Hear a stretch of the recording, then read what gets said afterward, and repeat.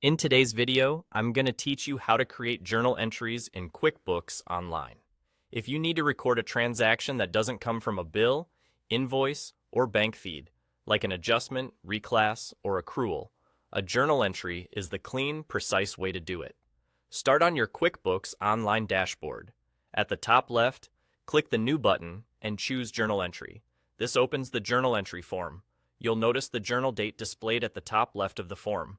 QuickBooks fills this in automatically, but you can change it to whatever date matches the transaction you're recording.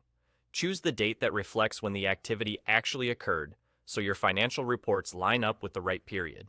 Now you can start entering the details. On the first line, select the account you want to affect. This could be an expense, income, asset, liability, or equity account. In the debit or credit column, type the amount on the appropriate side.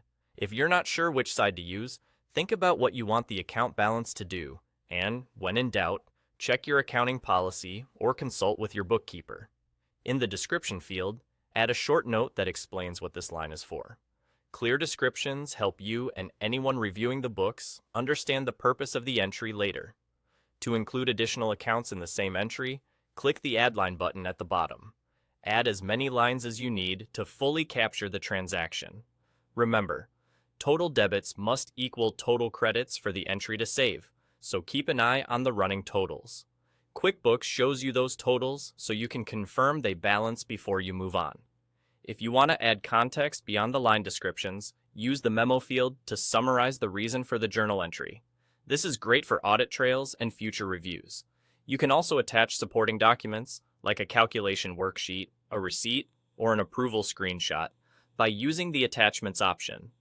Having backup right in the entry makes it easier to verify and revisit later.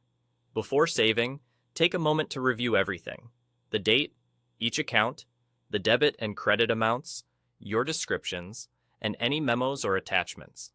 Accuracy here saves time down the road and keeps your reports clean.